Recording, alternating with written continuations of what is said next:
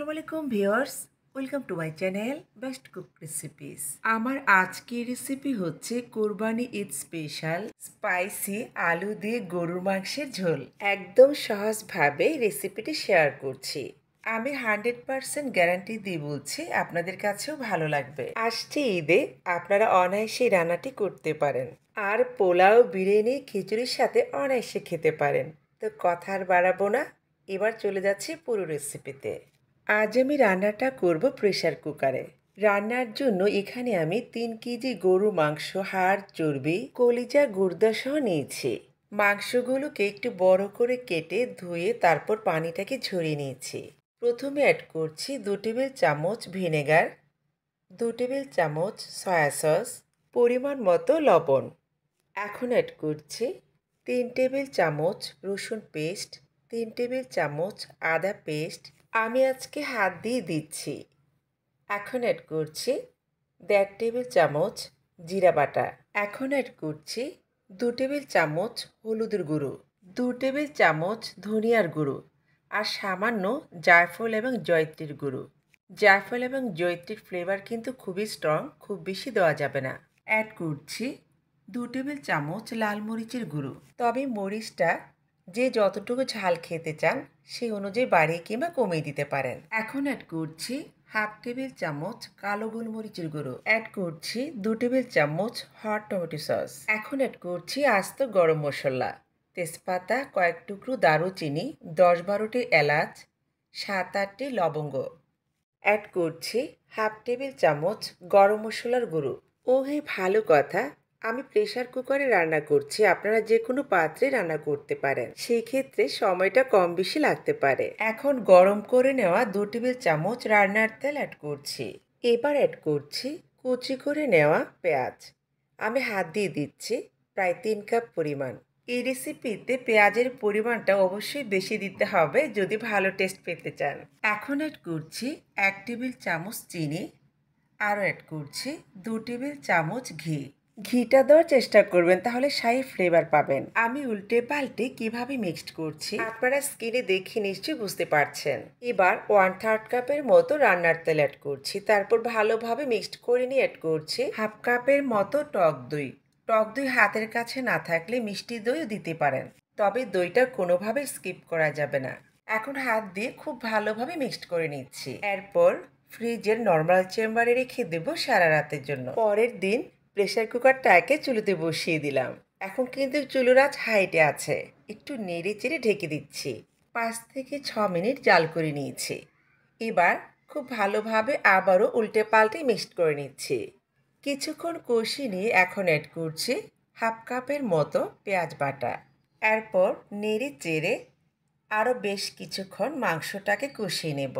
এখন চুলোর আঁচটাকে মিডিয়ামে করে দিয়েছি। কিছুক্ষণ কষিয়ে নেওয়ার পর দেখতে পাচ্ছেন মাংস থেকে বেশ কিছু পানি বের হয়েছে। আবারও উল্টে পাল্টে নেড়েচেড়ে নিচ্ছি। মাথায় রাখতে হবে কোনোভাবেই যেন তলানিতে লেগে না যায়। কিছুক্ষণ কষিয়ে নেওয়ার পর দেখতেই পাচ্ছেন মাংস থেকে যে পানিটা বের হয়েছে সেটা কিন্তু অনেকটাই কমে গেছে। এখন দিচ্ছি 10-12টি কাজু বাদাম, 10-12টির মতো কাঠবাদাম, সাথে দিচ্ছি 1/2 কাপের মতো পেঁয়াজের বেরেস্তা। একসাথে আমি ব্লেন্ড করে নিয়েছি, এবং এই রেসিপিতে বাদামটা কোনোভাবে বাদ দেওয়া যাবে না। মাংসটাকে ভালোভাবে কষিয়ে নিয়ে দিচ্ছি ফুটন্ত গরম পানি প্রায় 2 কাপ পরিমাণ। এবার নেড়ে চেড়ে হালকা একটু যখন বলক চলে আসবে তখনই ঢাকনাটাকে লাগিয়ে দিচ্ছি। এখন ঘড়ি ধরে 10 মিনিট পর্যন্ত রান্না করব। কারো প্রেসার কুকারে দেখা যায় 7 থেকে 10টি সিটি বাজলে রান্না হয়ে যায়।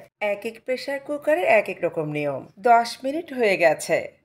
প্রেসার কুকারটাকে একটু ঠান্ডা করে তারপর ঢাকনাটা তুলে নিয়েছি। দেখতে পাচ্ছেন মাংসের কালারটা কত সুন্দর হয়েছে। এদিকে আমি 6টি আলু কেটে তারপর হলুদ এবং লবণ মেখে একটু লালচে করে ভেজে নিয়েছি। এখন আলুটা দিয়ে আরও 5 থেকে 6 মিনিট রান্না করব। সুপ্রিয় দর্শক, দেখতেই পাচ্ছেন মাংসের কালারটা কিন্তু জাস্ট ফাটাফাটি হয়েছে। 5 মিনিট জাল করে নেওয়ার পর এখন অ্যাড করছি 1 চা চামচ মাংসের মশলা।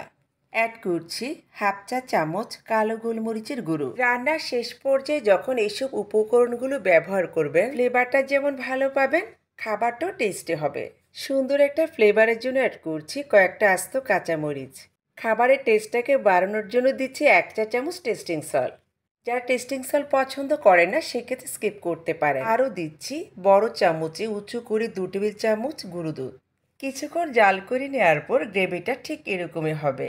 যেহেতু আমি আলু দিয়ে গরু মাংসের ঝোল রান্না করছি, সেজন্য ঝোলটা তো অবশ্যই থাকতে হবে, তাই না? এবার আমি বাগার দিব। চুলে একটা প্যান বসিয়ে অ্যাড করছি 1/3 কাপ রান্নার তেল আর হাফ কাপ পেঁয়াজ কুচি। পেঁয়াজটাকে এরকম লালচে করে ভেজে নিয়ে অ্যাড করছি কয়েকটা শুকনো মরিচ। এখানে আমি আর কিছুই দেব না। বাস, আমার বাগারের পালা শেষ। এখন নেড়ে চেড়ে চুলোটাকে বন্ধ করে দেব। 5 মিনিট পর সার্ভিং পার্টিতে তুলে দেখাচ্ছি। খুব সহজেই তৈরি করে দেখালাম স্পাইসি আলু দিয়ে গরুর মাংসের ঝোল। এই মাংসটা পোলাও, বিরিয়ানি, খিচুড়ি, পরোটা, রুটি, নান সব কিছুর সাথে সার্ভ করা যায়। মাংসের কালার দেখে কি মনে হয় কি রান্না করা যাবে তো ঈদে আপনারা এই রান্নাটা করতে পারেন।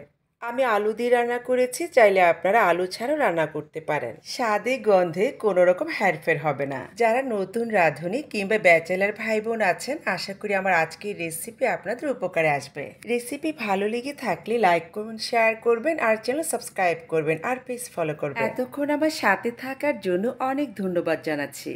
তো কথা আর বাড়াবো না, সেই সাথে ঈদের শুভেচ্ছা জানিয়ে বিদায় নিচ্ছি। আল্লাহ হাফেজ।